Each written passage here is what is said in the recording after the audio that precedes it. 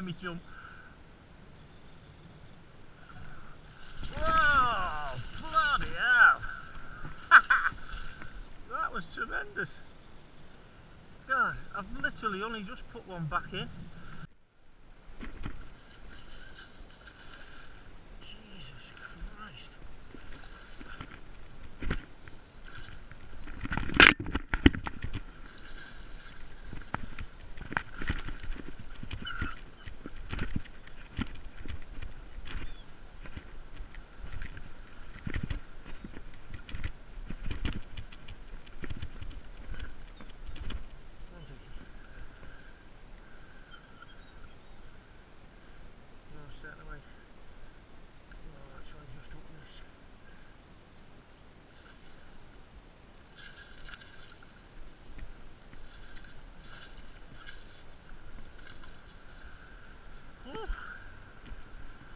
Now that is a decent sized fish for in it, isn't it?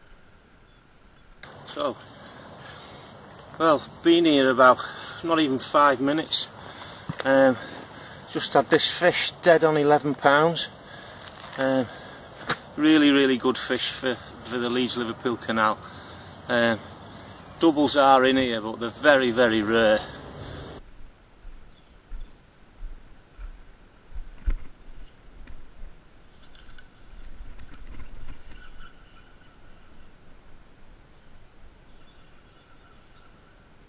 Oh, this is another one, Jake. Hey.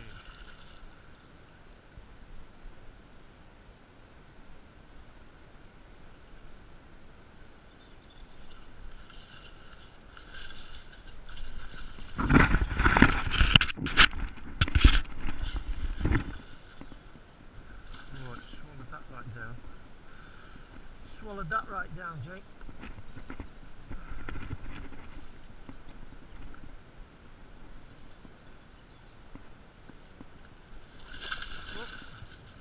Jumping up the net.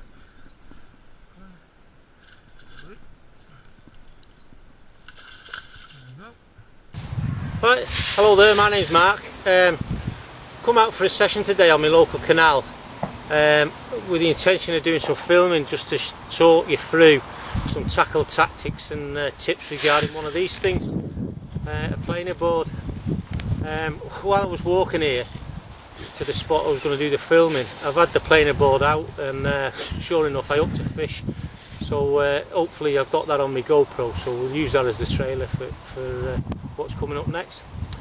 But basically what you're going to see in the video is what is a planer board. I'll explain about what it is and why it's good to use them on the canals and how to use it on the canals, all the different methods you can use. I'll talk you through some of the good points and some of the bad points about using them. I'll also cover the methods and tackle that I use. That includes the types of lures you can use with them.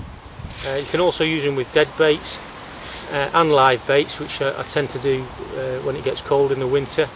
And hopefully in the video, either through it or at the end, we'll be able to show you some footage of some pike actually being caught on the planer board and show you how it reacts when a pike hits. So I live in the southwest corner of the northwest of England, if that makes sense, and the fishing in this part of the country for pike especially is pretty pants, and I don't get much chance to fish all day. Most of my sessions are 2-hour sessions, you know, before or after work, so I don't really want to travel far because I'd rather spend more time fishing. There's no rivers or lakes close to me, but I do live right on the canal. Now in the video you'll see me catching some fish on this thing.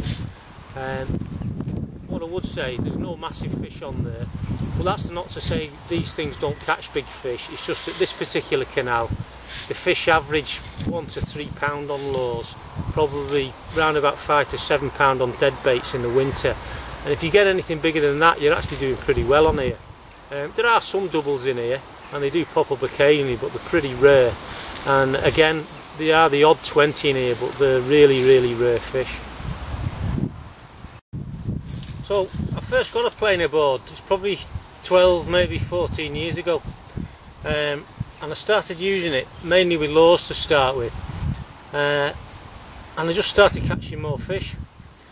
I wasn't catching any bigger fish, but I was catching a lot more, and the reason for that is planer boards are designed for boat fishing, and the idea is if I was in a boat and the boat was going that way directly behind me, the planer board kites out as the boat trolls along.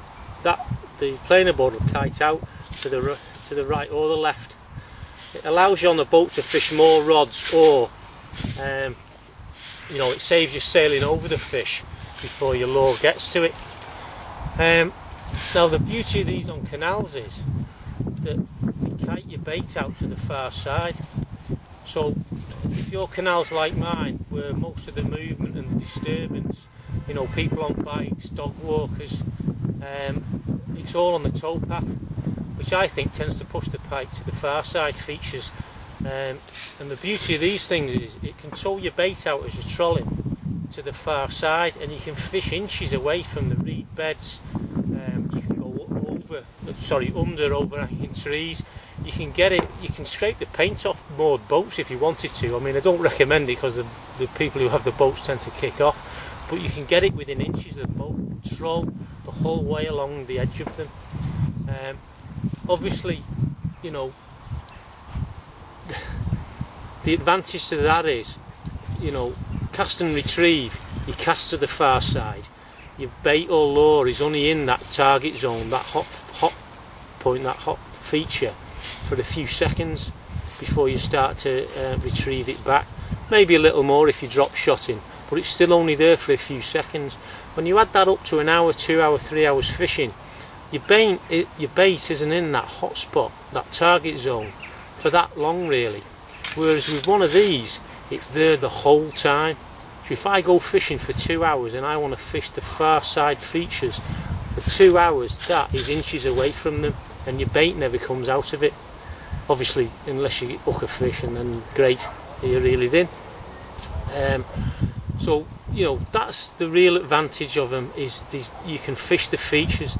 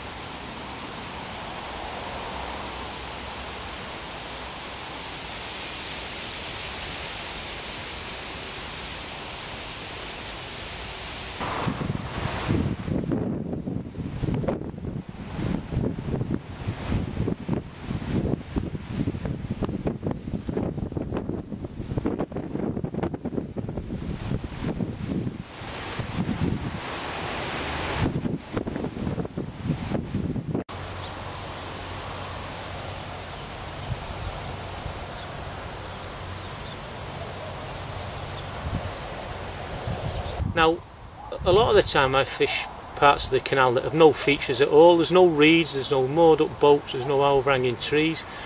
It's, you know, there's just nothing but the near and far shelves and the centre boat track. Well, great, you can cover all them, the near side, the far side and the centre boat track with one of these. They're not the be all and end all, because there are downsides to them. One of them being, as it's coming to autumn now, it's late September coming into October, the leaves start to fall. Now these things don't do well if there's leaves on the top of the water, or weed, lily pads. It won't sail through because the leaves tend to foul this guiding arm here, and it just won't work right. It's not a problem, you just go and find yourself a stretch of the canal that hasn't got any leaves or weeds on it, and away you go. Basically what you need water wise is you need something like a canal towpath. You can use them on rivers and drains, but you need you know, a clear path to walk along the near side. If there's massive trees or massive bushes that your rod won't go over the top of, you're wasting your time, you can't really use one. Okay, so the type of planer board planer board I use is a Big John Sideliner. It's an American company. I have tried quite a few other planer boards, but trust me, these are the best ones. It's about 9 inches long. It's got 9 different compartments inside it that's full of ball bearings. I don't know if you can hear that. You can probably see it if the light's going through. But when that's attached to your line, you can actually yank your rod and create a disturbance on the water, and that acts as an attractant. I mean, I've even had pike go for this. It's got a spring-loaded arm on it, and it tows out. It's marked on it. It can go left or right, and all you do is twist that round, and that'll tow out to the left. Twist it round, still attached to your line, and it'll tow out to the right. It attaches to your rod by a little clip on the back, just a little snap link there, and it's got like a, I don't know if you can see that, but a stopper. You put your line through the gap there and trap your line in, and you can set that at whatever depth you want, 5 feet, 10 feet, 20 feet if you want. They do come with another type of clip. It's like a pinch clip, but I tend to not like using them. I just pinch that onto the line, and it's great. If you're going to buy a planer board, avoid the ones that only tow one way if you're going to fish on canals. I think the Savage Gear ones, they call them paravanes, and they only tow out to the, one will tow out to the right, and you've got to buy another one to tow out to the left. Buy one like this where it'll do left and right. Also avoid the ones you've got to thread your line through. This thing, I'll show you in a minute, it just clips on in seconds, and you can turn it round to fish left or right in seconds, or you can unclip it in seconds. That's what you're looking for. But basically all you do is, oops, lost my swivel. That swivel on your line, you attach your planer board to the back clip, and that is free running. Your planer board will slide up and down the line. Now you can set your planer board to whatever distance away from your lure you want. I normally have it between 5 and 7 feet on the canal, but I'm only fishing the shallow water. Now I'm setting that to go to the left, and basically all you do is, just get a bit closer so you can see, the stopper, you put the line in the little plug there and just push it in to the stopper. Now it's up to you how hard, or you know, you can vary how much tension you put on that. I don't have so much, and basically what happens is your planer board's sailing along with the lure behind it, and when a fish takes, the line is pulled tight by the fish, the popper comes out, and the planer board slides down towards your bait, and then you play your fishing like that with the planer board flapping just in front of the fish's head. Like I say, it's a great technique on canals, because you know it's tough finding the fish some days, and the beauty of this is you can cover so much water. I mean, I tend to cover, I'm only walking slow, probably do 1 mile an hour. Obviously it's easy, 4 hours you've covered 4 miles of features, and the whole time your bait is in that target zone, that hot spot, and that is the real beauty of these things. I've caught much more fish on the canal since I started using this than I ever did on the normal cast and retrieve.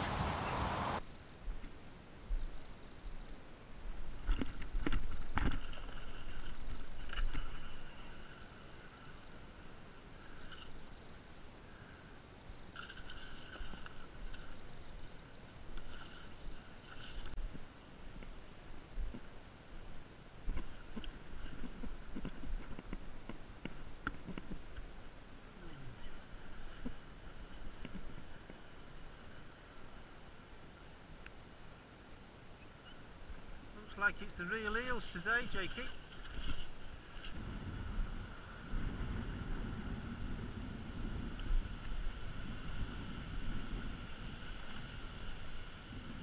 Only a little one.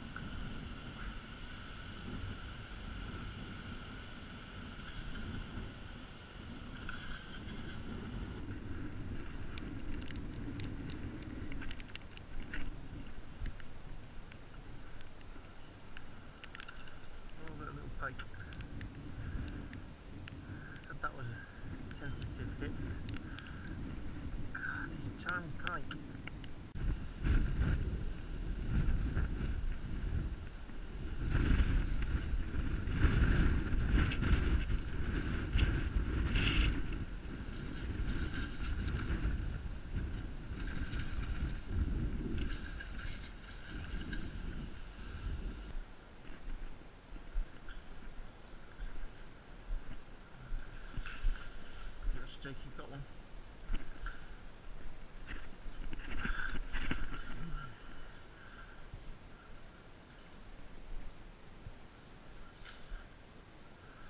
That's only a little one.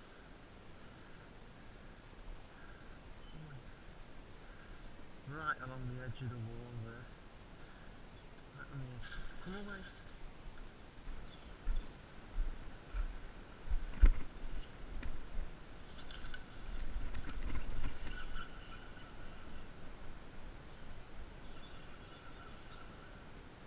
Oh, this is another one, Jake. Hey!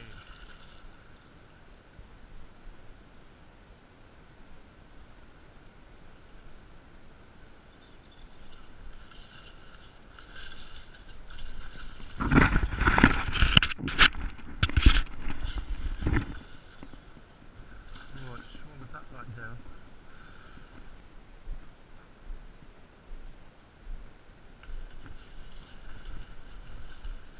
Now, surely that's not the same fish. Oh, it's swallowed it down again. Holy hell.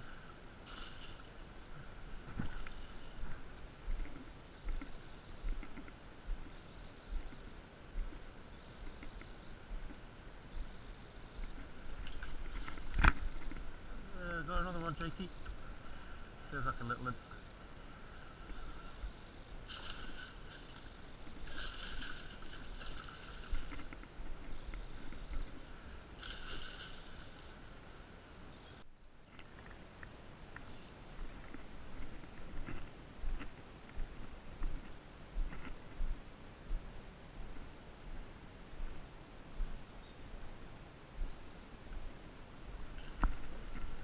Another one.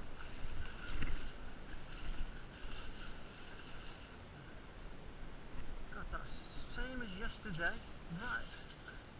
Right in the same spot.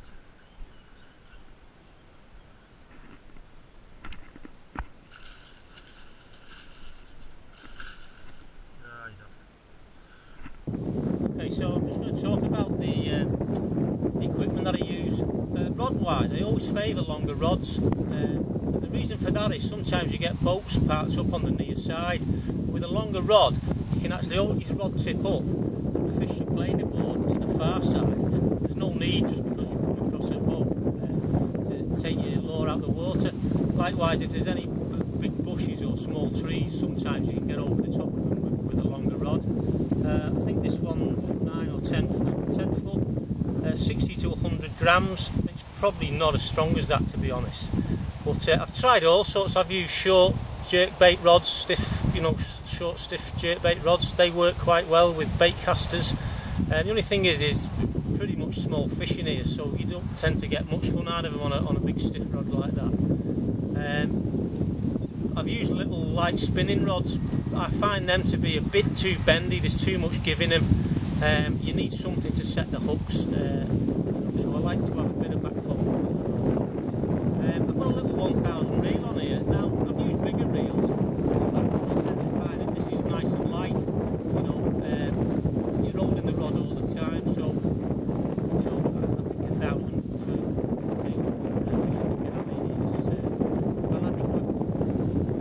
don't bother using mono line, using the planer board. The little plug that you trap the line in, it will damage the mono.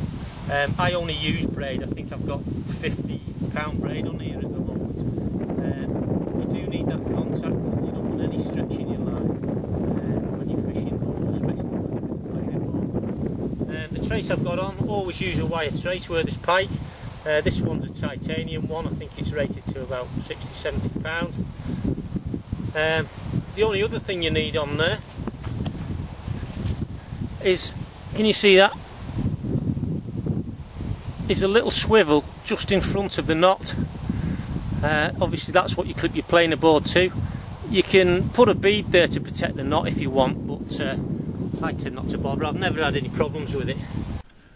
Okay, so what I'm just going to show you is basically how you deploy the thing into the water. So I've got a lure on, got the planer board set about 6 or 7 feet away from the lure.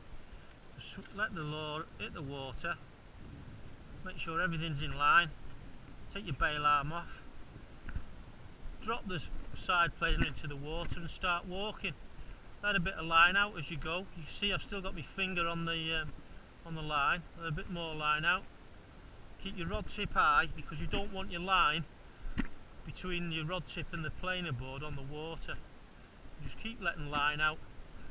The planer board's just over halfway across now. It's probably 3/4 of the way across. Just keeping letting line out. Going to try and get it as close to the line of reeds as we can without getting snagged. Always keep your finger on that line because even when you're letting it out, a fish could take.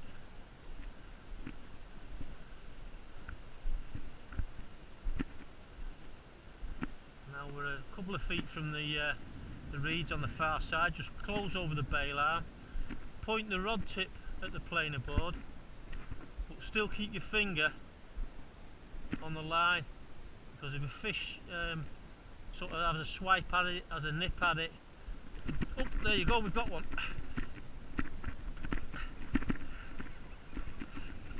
That was quite a solid hit, that.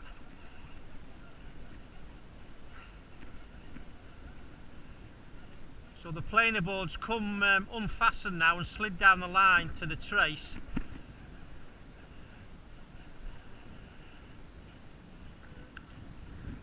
There you can see the planer board's just in front of the fish. Oh, it's actually foul hooked. We've got the fish foul. It's actually foul hooked. It's obviously took a swipe at the lure. We've ended up foul hooking it. Just get the landing net out. Come away, Jakey. Yeah, it's actually wrapped round the fish, the lure and the line.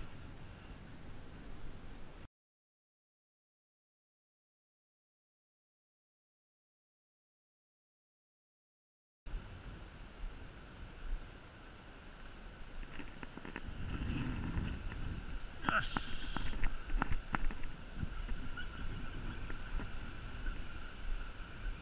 Only a little fish, I think, but right on the far side there, foot or so from the, actually,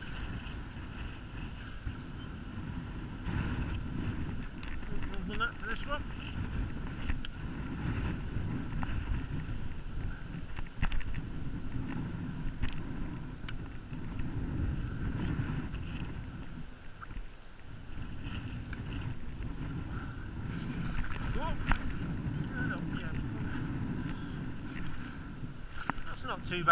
That's not too bad a fish for here, that.